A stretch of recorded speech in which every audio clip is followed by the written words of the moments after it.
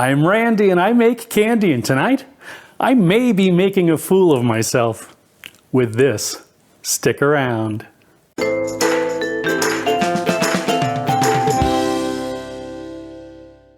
Greetings, my confectionery compadres, and welcome to Randy Makes Candy, where I help you make tasty treats that people love to eat.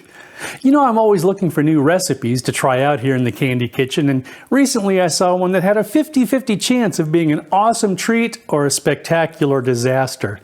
Those are my kind of odds, especially for an April Fool's Day episode, so here we are. The recipe is straight from the Spam website, and it's for the Spamdy bar. It's just like any other chocolate-covered treat, but the filling is, you guessed it, candied Spam. I know it sounds crazy, but one of the very first episodes I did for this channel was candied bacon, so I'm prepared to be pleasantly surprised here. I have to tell you though, I am looking forward to the tasting segment of this episode with kind of a dreadful anticipation. We'll see how it goes. As always, I'd love to hear about your results if you decide to make your own Spamdy bars, as well as suggestions for other recipes you'd like to see in future videos.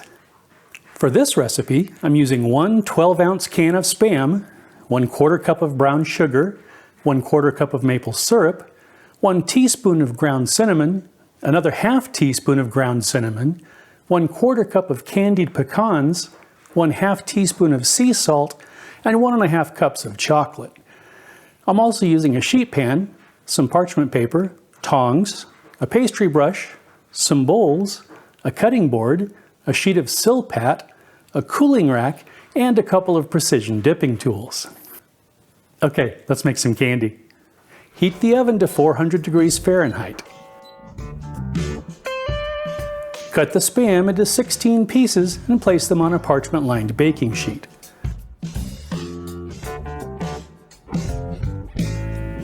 In a small bowl, mix together the brown sugar, maple syrup,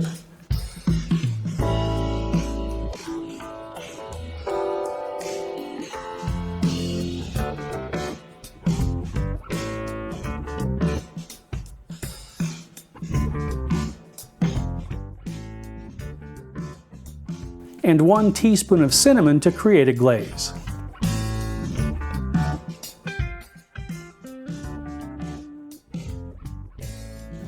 Heat it in the microwave for a few seconds, then place it in a piping bag. Pipe half of the mixture onto the Spam slices. Bake for 15 minutes, then remove the slices from the oven, turn them over, and pipe the remaining glaze. Bake for another 15 minutes, then move the slices to a cooling rack. Finely chop the candied pecans and set them aside.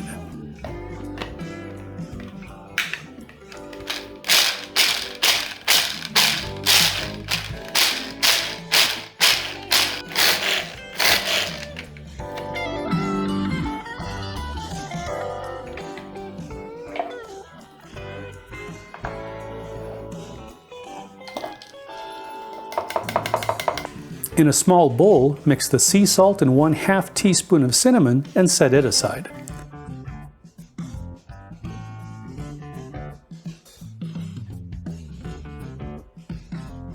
Melt the chocolate, then dip a piece of candied Spam into the chocolate.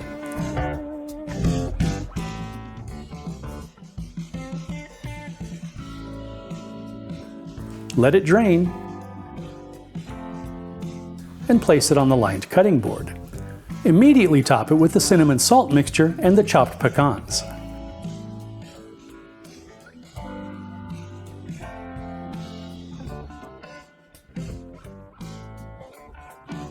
Repeat with the remaining Spam slices, then leave them on the counter to set. And that's it.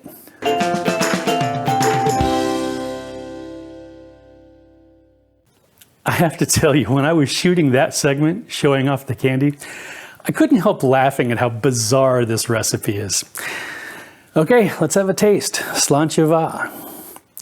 Seriously, this looks as good as anything I've ever made here, but I know what's lurking inside and I'm a little nervous.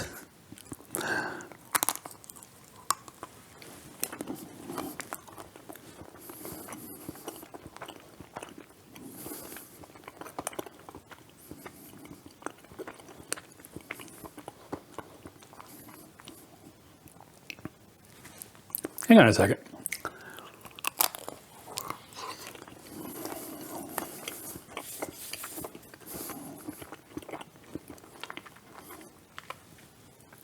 Okay, let me walk you through this.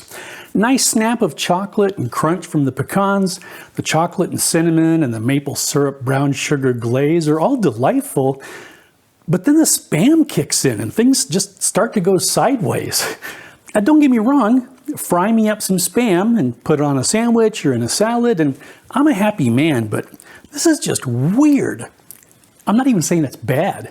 I'm almost doing a Joey here. Chocolate, good. Candied pecans, good. Spam, good. And I know some people, even some cultures, place Spam high on their lists of favorite foods.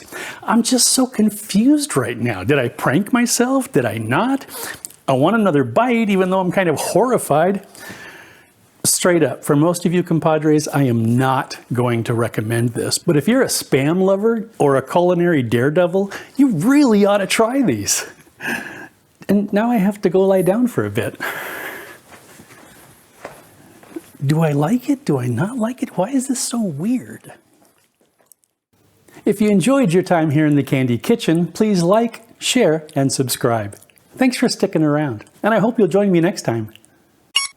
I'm Randy, and I make candy, and tonight... No. Repeat with the remaining Sam... No, don't.